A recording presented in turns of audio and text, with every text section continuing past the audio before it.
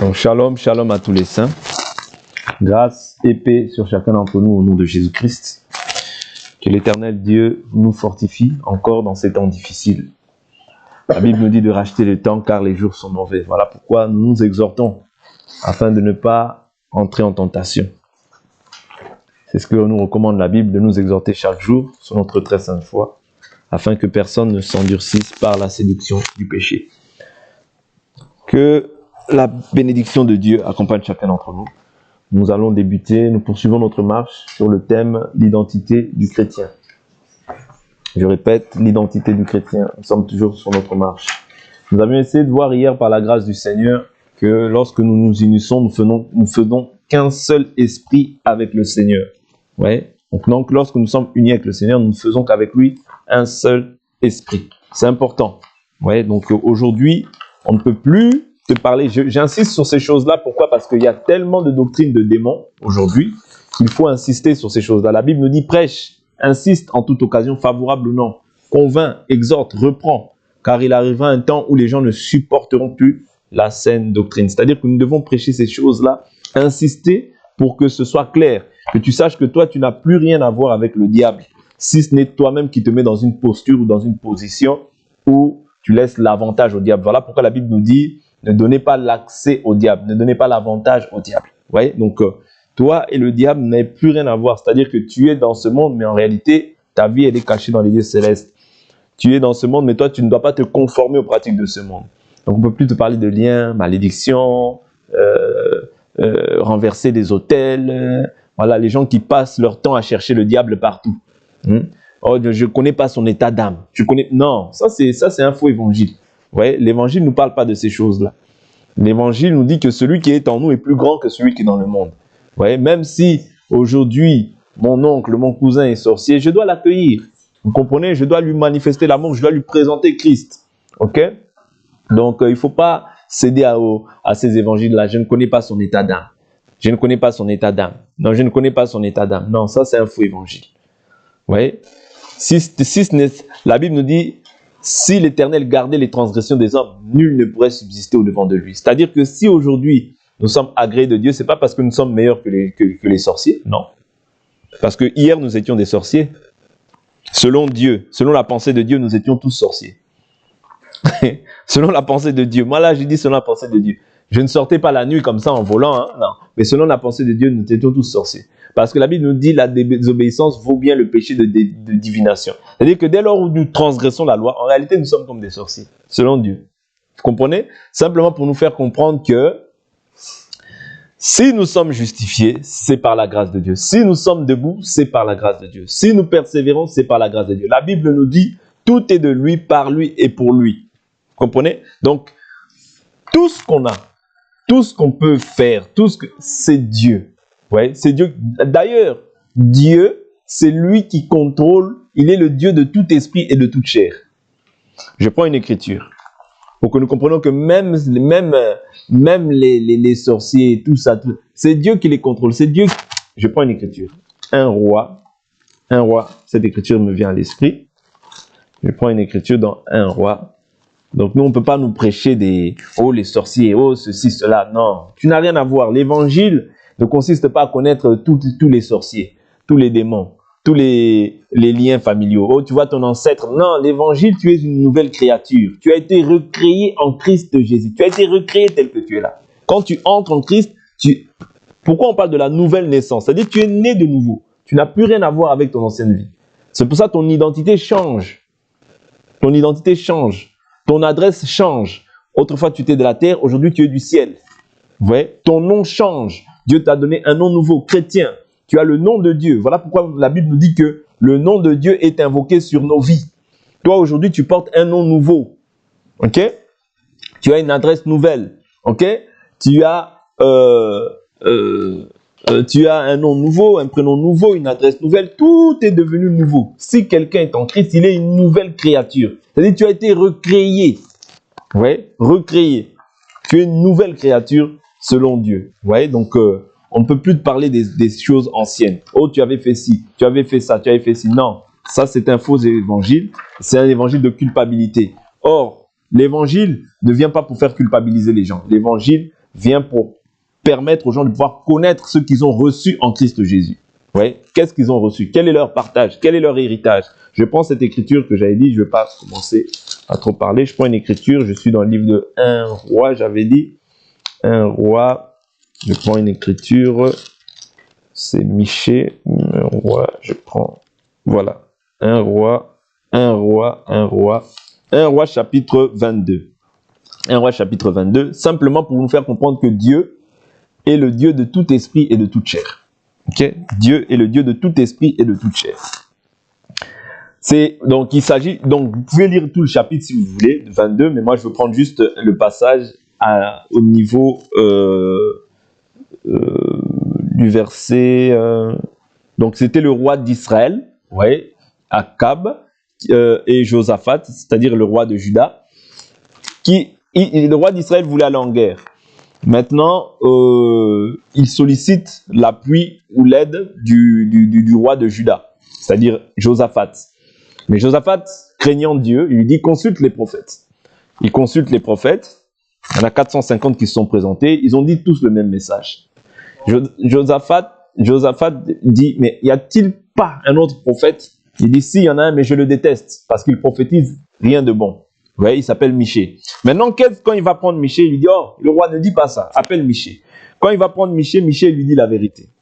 Qu'est-ce qu'il dit? Je suis dans 1 roi chapitre 22 à partir du verset 15. Lorsqu'il fut arrivé auprès du roi, le roi lui dit, Michée, irons-nous au combat à Ramoth en Galade ou devons-nous nous en abstenir?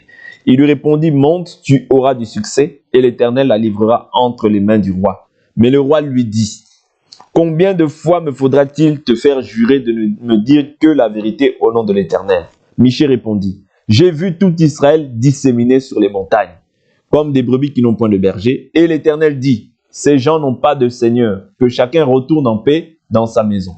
Le roi d'Israël dit à Josaphat, ne te l'ai-je pas dit? Il ne prophétise sur moi rien de bon, mais seulement du mal. Alors Michée dit, eh bien, oui, écoute la parole de l'Éternel. J'ai vu l'Éternel siégeant sur son trône et toute l'armée des cieux se tenant auprès de lui, à sa droite et à sa gauche. L'Éternel a dit, qui séduira Akab pour qu'il monte à Ramoth en Galade et qu'il y tombe? Ils répondirent l'un d'une manière, l'autre d'une autre. Alors un esprit sortit et se tint devant l'Éternel et dit, ouais, l'esprit, il est sorti au devant de l'Éternel et dit, moi je le séduirai. L'Éternel lui dit, comment? Il dit, je sortirai, répondit-il, et je deviendrai un esprit de mensonge dans la bouche de tous ses prophètes. L'Éternel dit, tu le séduiras et tu réussiras bien à le séduire. Sors et fais ainsi. Or, en Dieu, il n'y a pas les ténèbres. Ça, vous savez. Ça, c'est un Jean qui nous dit ça. Il dit, en Dieu, il n'y a pas de ténèbres. Dieu est lumière.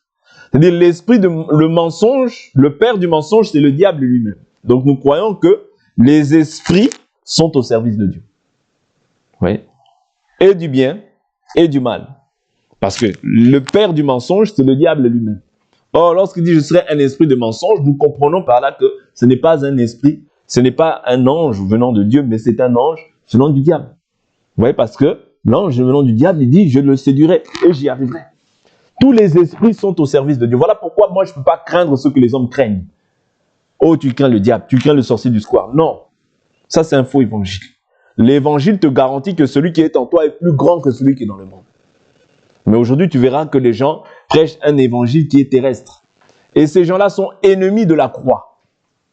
Vous voyez, les gens qui prêchent ce genre d'évangile, qui cherchent à connaître les démons. Ah, ça, c'est le démon intel. Ça, c'est... Donc, en fait, on bâtit la foi des gens sur les démons, sur la démonologie. Il n'y a rien à voir. Notre foi n'est pas bâtie sur ça. D'ailleurs, la Bible nous interdit ces choses-là. Pourquoi? Parce que la Bible nous dit, puisque tu n'as pas connu les profondeurs de Satan.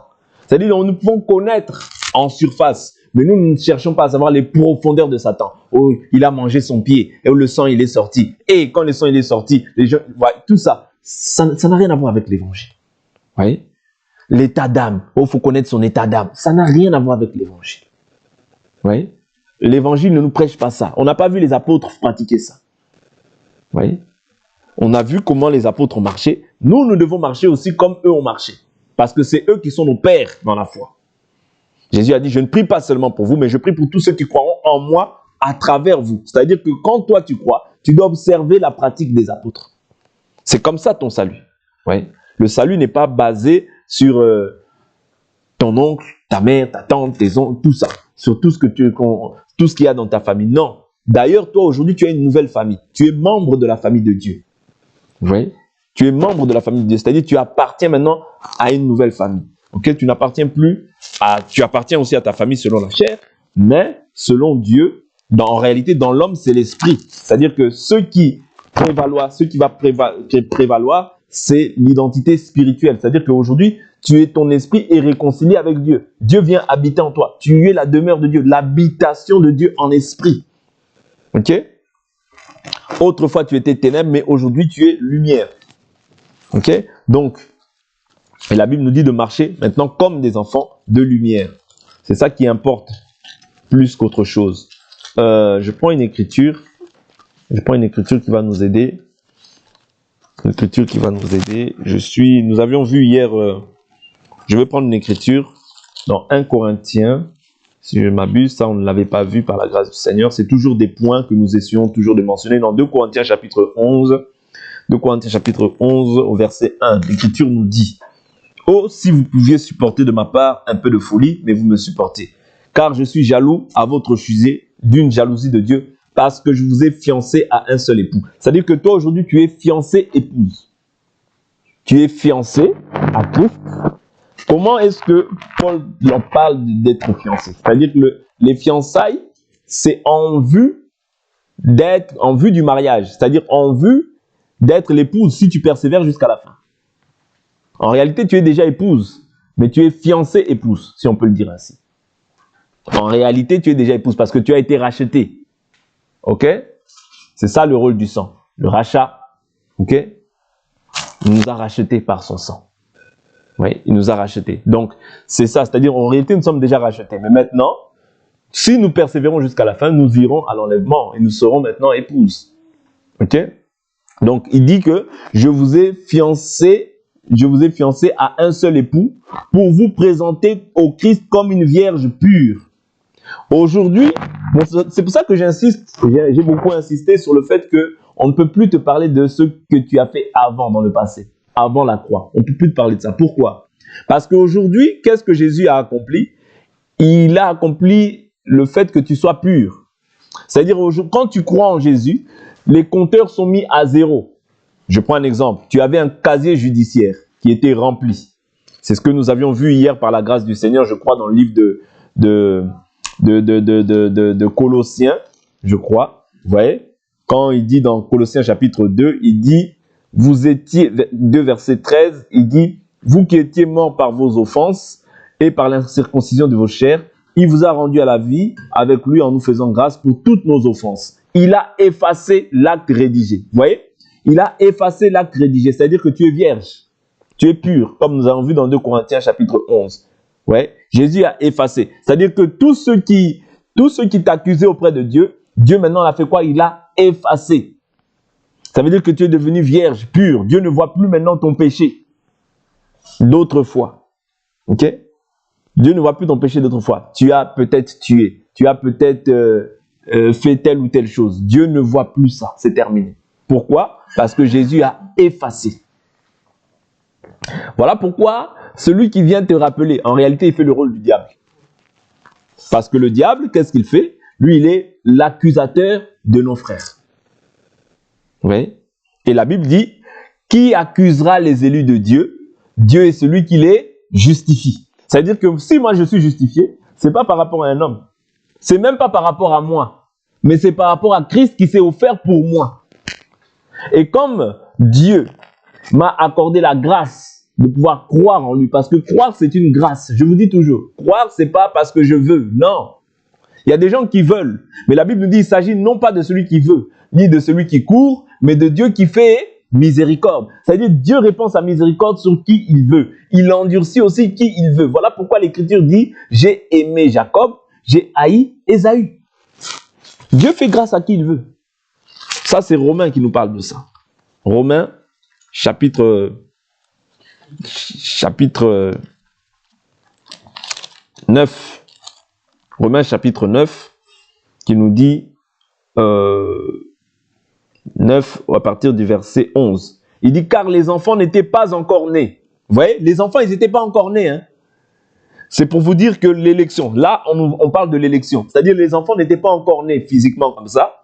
Mais il dit, et ils n'avaient fait ni bien ni mal. Pourtant, afin que le dessein de Dieu, le dessein c'est le plan, le projet de Dieu. Le plan de dessein de Dieu demeure selon l'élection, qui dépend non des œuvres. Ça ne dépend pas de « oh, moi j'ai prié »,« oh, moi j'ai couru »,« oh, moi je suis parti à Mangengenge »,« oh, moi je suis parti à telle montagne, je suis parti dans tel endroit ». Non, ça dépend simplement de Dieu. C'est de l'élection, le plan de Dieu.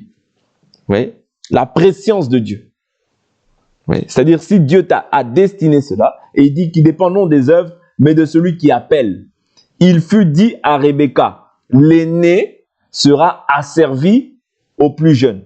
Oui. Selon qu'il est écrit, j'ai aimé Jacob et j'ai haï Ésaü. Ça, ils n'étaient pas encore nés. Ils n'avaient même pas encore fait le bien ni le mal. Mais selon le plan de Dieu, Dieu avait déjà établi, dans son plan, Dieu avait déjà arrêté, fixé la chose de cette manière. Voilà pourquoi tout ce qui t'arrive, toi, dans la vie d'un enfant de Dieu, ne dit pas comme par hasard. Non. En Christ, il n'y a pas de hasard. En Christ, tout est grâce et tout est volonté de Dieu. Vous voyez ? Dieu fait chaque chose pour un but. Je prends un exemple. Il a endurci Israël pour que nous, aujourd'hui, nous puissions avoir accès à la grâce. Mais c'est Dieu qui les a aveuglés. Pour que nous puissions entrer. Et quand Dieu va finir son travail avec nous, c'est-à-dire quand je dis nous, je prends les nations, il va repartir vers Israël. Vous comprenez? C'est le plan de Dieu. Même si tu cours, même si tu fais tout ce que tu veux, quand Dieu a arrêté quelque chose, c'est comme ça. Israël aujourd'hui, une partie d'Israël est aveuglée, ils sont aveuglés. Vous voyez? Jusqu'au dernier païen, quand le dernier païen il va rentrer, paf, la grâce repart en Israël. Vous comprenez? Ça, c'est le plan de Dieu, c'est le projet de Dieu. Dieu a arrêté, il a fixé ça comme ça restera comme ça. Même si tu te fâches, ça va rester comme ça. Vous voyez? Parce que c'est Dieu. Et je vous ai dit, Dieu, c'est le Dieu de tout esprit et de toute chair. Voilà pourquoi tu ne peux pas avoir peur d'un sorcier. Non, ça, c'est de la bassesse. C'est vraiment la bassesse. Vous voyez? Quand tu es en Christ, tu dois savoir que celui qui est en moi, il est plus grand que celui qui est dans le monde. Tu as maintenant le Créateur en toi. Tu as le Créateur en toi. Oui. Tu as le Créateur en toi. C'est très important de comprendre ces choses-là. Tu vois, tu as le Créateur qui vient maintenant habiter en toi. Et tu es maintenant fiancé, épouse. Épouse de Christ. Et ta naissance à toi, c'est la croix. À la croix, c'est là où tu es né. C'est à la croix que nous sommes nés. Vous voyez? Le lieu de naissance des saints, c'est à la croix.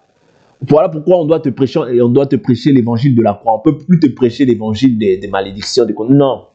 L'évangile, c'est Christ en nous, c'est la bénédiction. C'est-à-dire que tu reçois la bénédiction. Voilà pourquoi toi, tu ne cherches pas la bénédiction. La bénédiction est en toi. La Bible nous dit que c'est la bénédiction de l'Éternel qui enrichit. Elle ne la fait suivre d'aucun chagrin. Oui, c'est la bénédiction de l'Éternel. Or, Christ, en nous, c'est l'espérance de la gloire. C'est l'espérance de la bénédiction. C'est la bénédiction. Oui.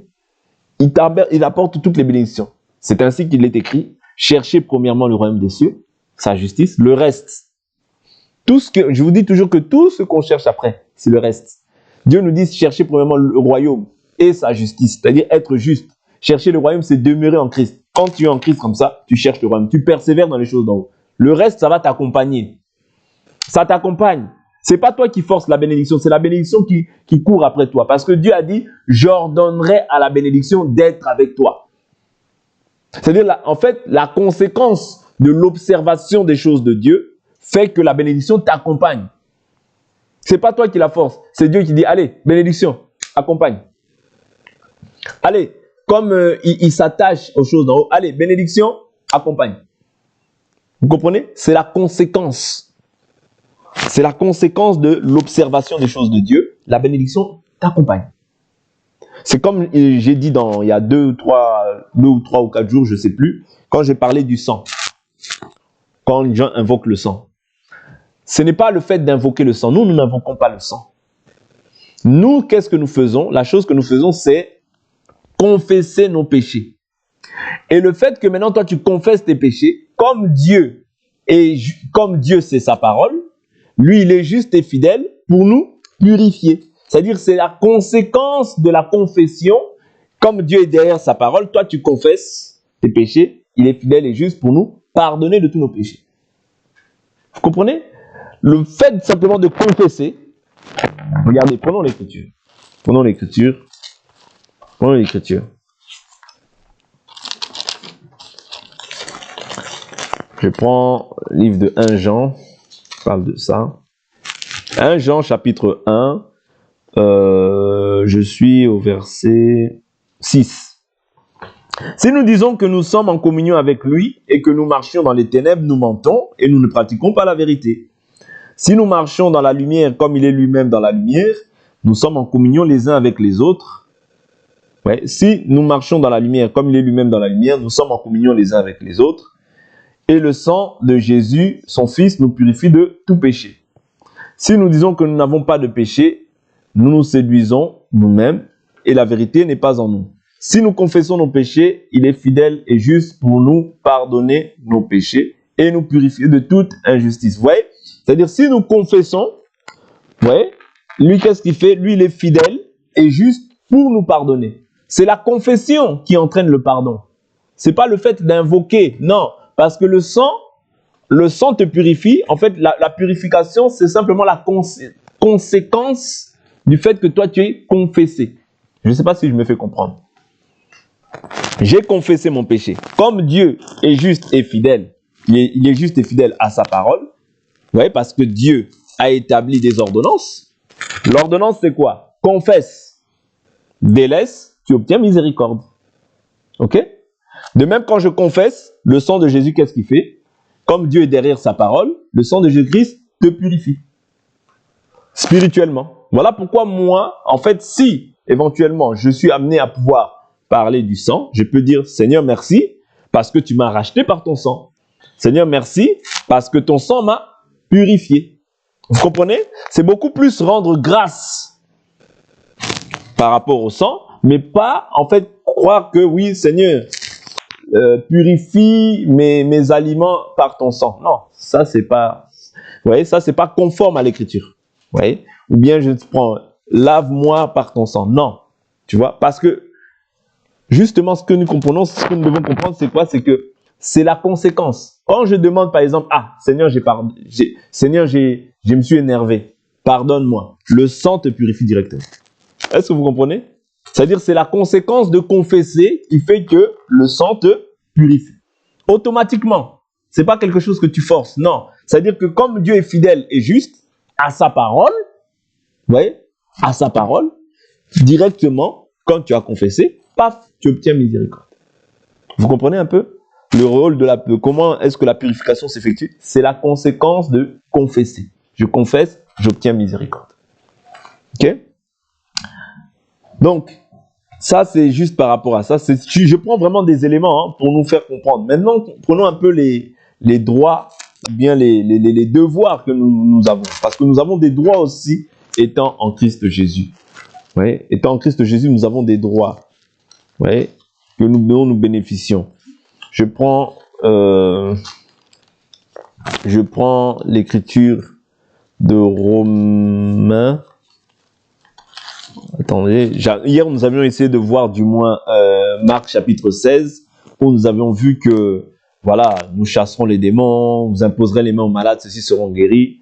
Dans quelles circonstances ces choses-là se passent? Ça, c'est pour tous les croyants. Okay? Tous les croyants ont droit à ces choses-là. C'est-à-dire, chasser les démons, en réalité, c'est quoi? Quelqu'un est possédé, toi tu viens, tu lui imposes les mains, et les démons sont chassés. Vous voyez, c'est ça la doctrine de Christ. Quand on voit Paul, on voit que ayant le don de discernement, il voit cette femme possédée d'un esprit impur, et il ordonne maintenant à l'esprit de libérer ce corps. Quand on voit Jésus, lorsqu'il voit les démoniaques, il parle aux démons, et il dit, esprit impur, libère ce corps, et le corps, et le démon est projeté. Vous voyez, c'est ça, comme ça qu'on chasse les démons. Vous voyez, selon la doctrine qui nous a été posée par le Christ. Maintenant, lorsqu'on voit les dons aussi, ceux dont nous bénéficions, nous avons vu, vous connaissez les dons de 1 Corinthiens chapitre 12, parole de connaissance, parole de sagesse, dons de foi, dons de guérison, dons de miracles, diversité des langues, interprétation des langues. Tout ça, c'est un héritage que toi, tu as. Ça t'appartient. Tu peux aussi demander à Dieu. Ouais, tu peux aussi demander à Dieu. Tu peux recevoir ça par la nouvelle naissance. Tu peux recevoir ça aussi par l'imposition des mains d'un ancien ou bien d'un ministre de la parole. Vous voyez, quelqu'un qui a peut-être le don du ministère de la parole, il vient, il peut t'imposer les mains afin que tu puisses aussi recevoir le don si éventuellement tu y aspires. Ok? Si éventuellement tu y aspires. Parce que les dons aussi sont... On voit Paul qui dit que lorsqu'il parle à Timothée, il dit « Ne néglige pas le don qui est en toi et qui t'a été donné par l'imposition des mains des anciens. » Vous comprenez? Ça veut dire que le don qu'il avait reçu, c'était aussi par l'imposition des mains des anciens. C'est-à-dire par l'imposition des mains, il y a aussi transfert de dons. Okay? Et l'imposition des mains, c'est une doctrine qui est biblique. On l'a encore jamais partagée, mais on prendra le temps de partager, voire de l'ancienne à la nouvelle alliance, comment ainsi se déroule l'imposition des mains. C'est important. C'est pas tout le monde qui peut commencer à vouloir imposer les mains. Et la Bible nous dit de ne pas imposer les mains avec précipitation. Mais quand je parle d'imposition des mains, je ne parle pas d'ici d'une personne, parce que nous tous, nous pouvons imposer les mains, par exemple, à une personne qui est possédée. Tu peux prier pour tout le monde. Mais là, je ne parle pas dans ce cadre-là de l'imposition des mains. Je parle vraiment de l'imposition des mains dans le cas d'une personne qui veut hériter une grâce. Là, justement, c'est autre chose. Mais une personne, par exemple, qui a un esprit impur, tout le monde peut lui imposer les mains. Parce que la Bible dit, voici les miracles qui accompagneront ceux qui auront cru. Ça, c'est le partage de tous les chrétiens. Tout le monde peut être à même de chasser les démons. Parce qu'aujourd'hui, l'évangile a fait comme si les gens, on voit que les pasteurs qui sont là. Vous voyez que les pasteurs. Non. Tout le monde peut prier pour une personne. Cette personne aussi, elle est délivrée. Vous voyez? Frère comme sœur peut prier pour une personne. Elle peut aussi opérer des miracles. Elle peut aussi opérer des guérisons. Vous voyez? Frère comme sœur. Ouais, même si le frère, même si la sœur, ne sont pas appelés forcément au ministère de la parole, mais ils peuvent imposer les mains aux malades et ils seront guéris. Vous comprenez? Ce n'est pas le partage simplement d'une personne, non. Vous voyez? C'est-à-dire Dieu, dans la dispensation dans laquelle nous sommes, il a aussi établi la diversité. C'est-à-dire tout le monde, toute l'Église aussi peut être à même de pouvoir avoir le don de parole de connaissance, le don de prophétie. Vous voyez, ça c'est pour tout le monde. Mais maintenant, quant à ce qui concerne, il y a des dons hommes, mais les dons hommes, c'est quoi? C'est-à-dire les dons qui sont réservés à l'enseignement. Vous voyez? Il a donné les uns comme apôtres, pasteurs, docteurs, prophètes, évangélistes, pour le perfectionnement des saints. C'est-à-dire que c'est un don aussi, l'enseignement. Vous voyez? Voilà pourquoi on nous parle du don d'enseigner aussi.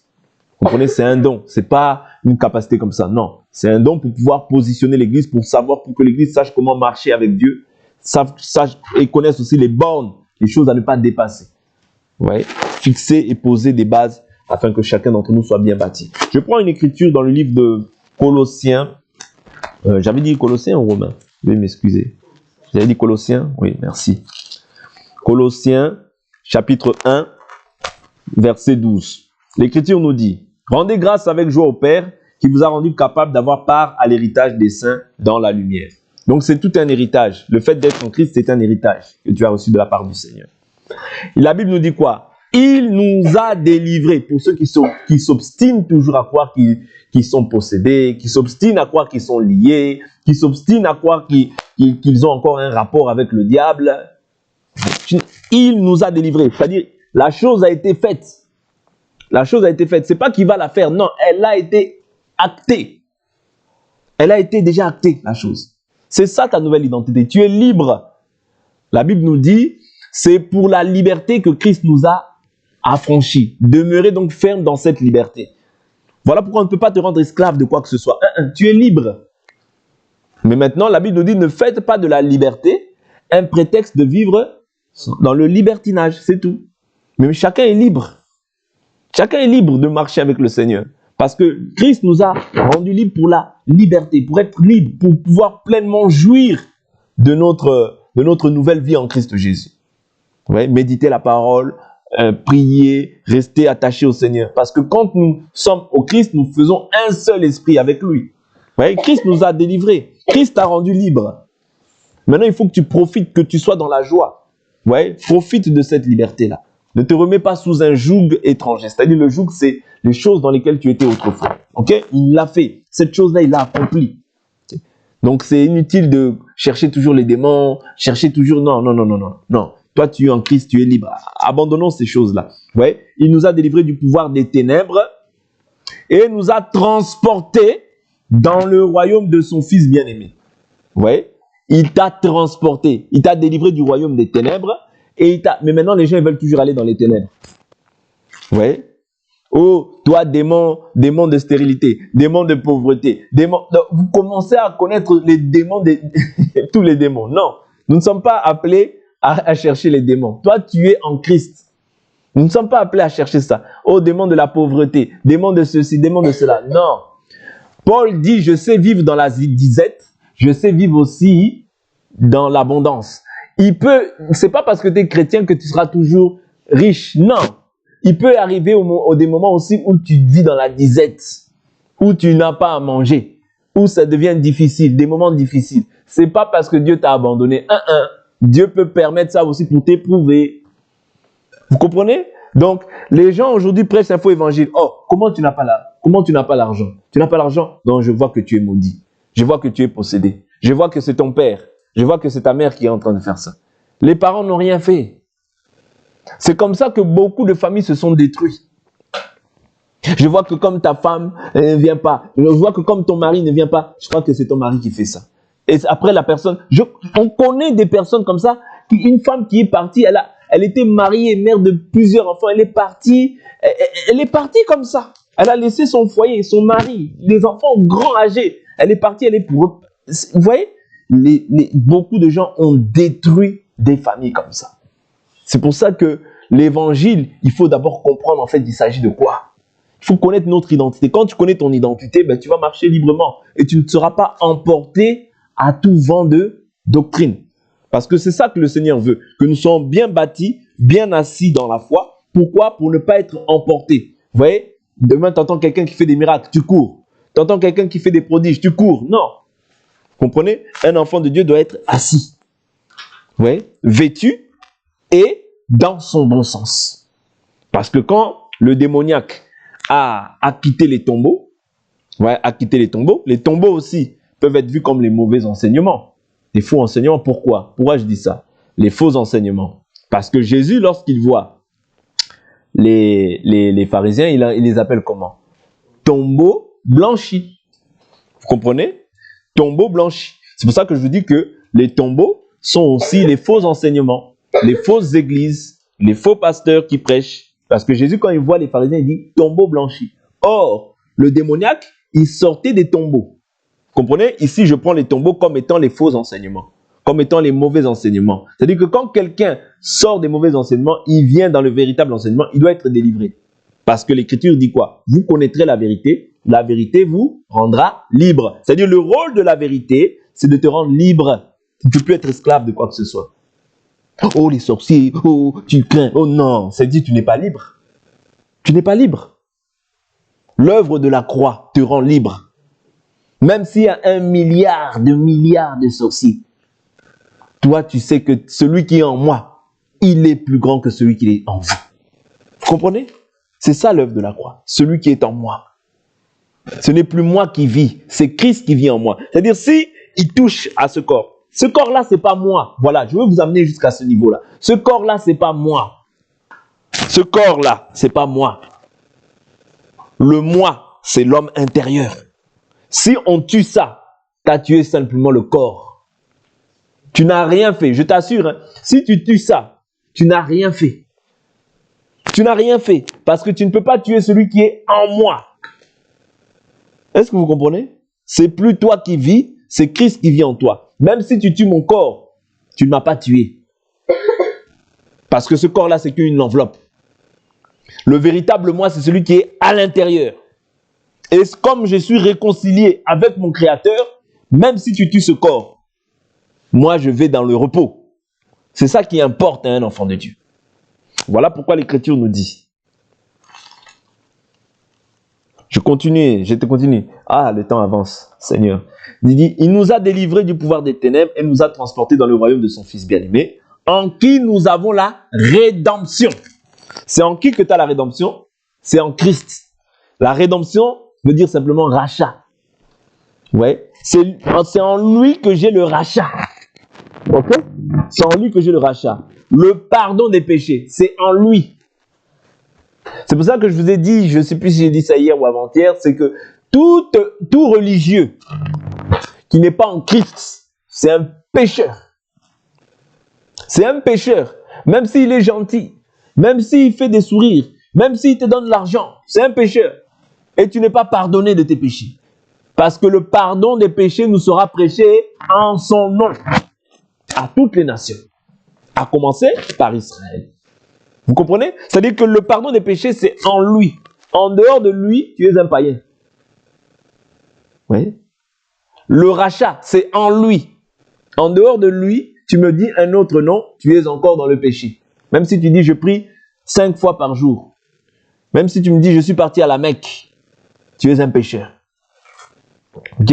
Il est l'image du Dieu invisible, le premier-né de toute la création. Car en lui, tout a été créé dans les cieux, sur la terre, ce qui est visible et ce qui est invisible. C'est en lui, en Christ Jésus, que cela a été créé. Parce qu'il est la parole du commencement.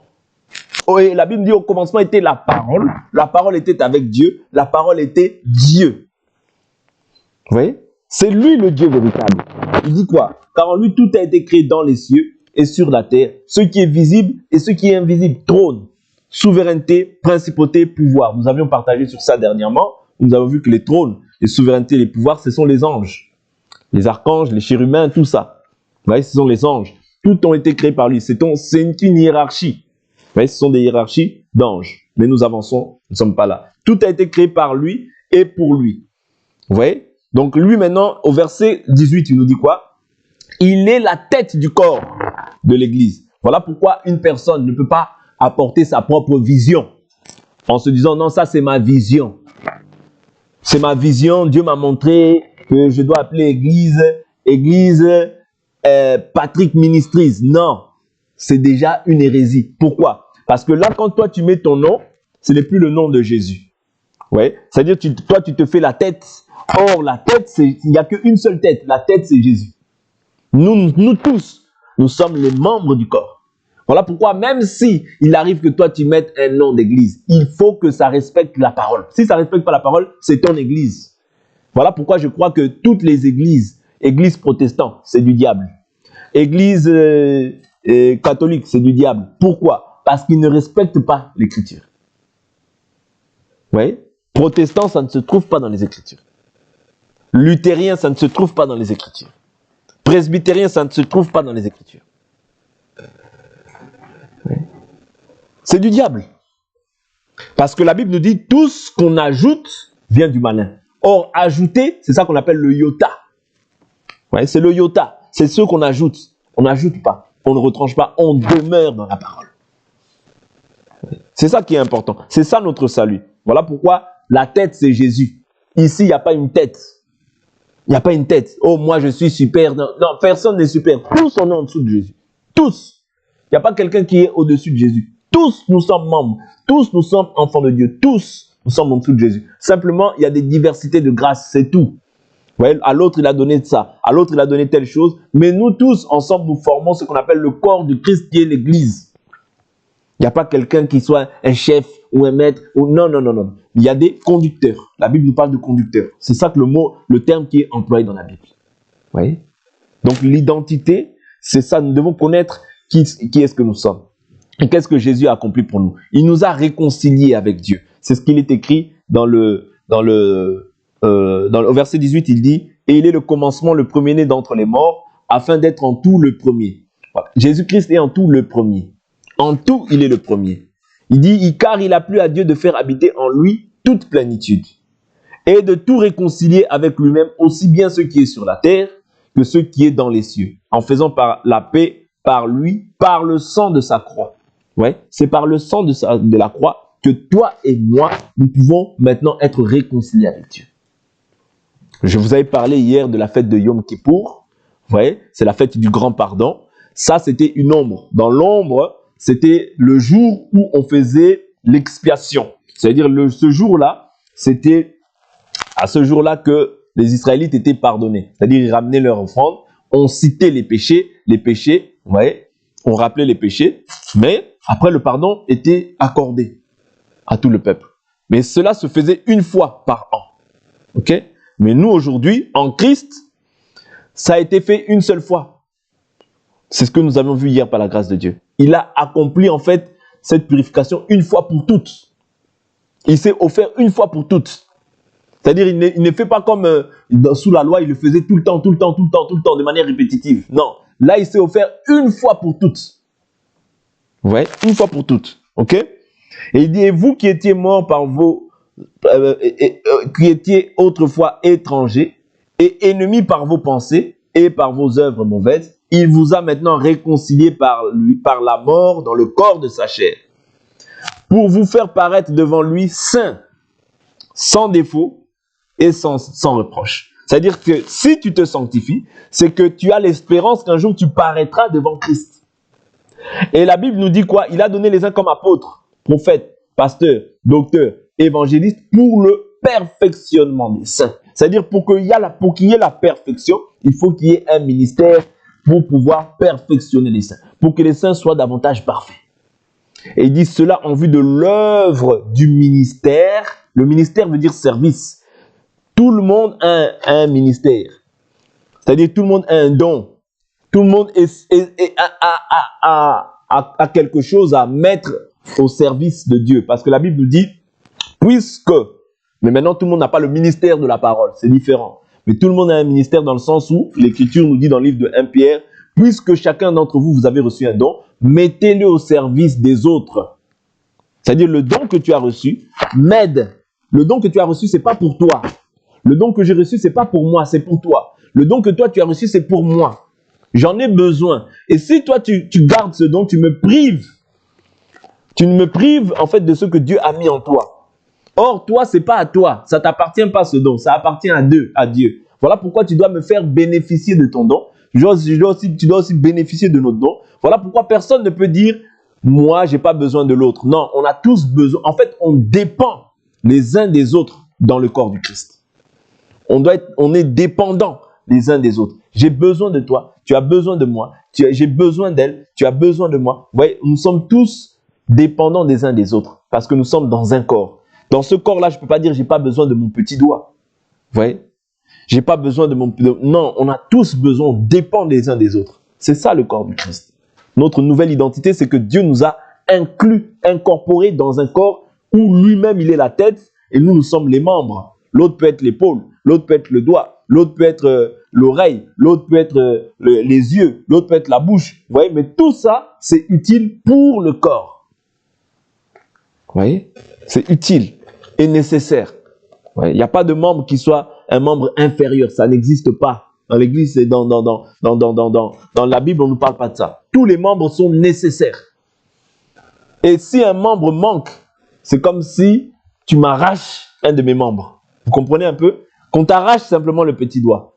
Qu'on t'arrache simplement tu vas tellement souffrir dans ton cœur. C'est ça. C'est comme ça que Dieu nous a défini étant l'Église, le corps du Christ. Vous voyez? C'est-à-dire que nous sommes dans un corps. Et chacun a sa particularité. Chacun a un don spécifique. Parce que tout don, la Bible nous dit, tout don excellent vient d'en haut, du Père des Lumières, chez lequel il n'y a ni changement ni ombre de variation. C'est-à-dire que Dieu a mis quelque chose en toi, mais au moment opportun, Dieu va faire en sorte que le don puisse se manifester. Et quand il se manifestera, ce sera toujours pour sa gloire.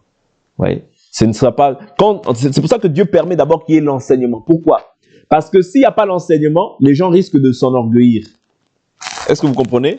Tu as un don excellent, tu peux croire que oh non, moi c'est bon. Non.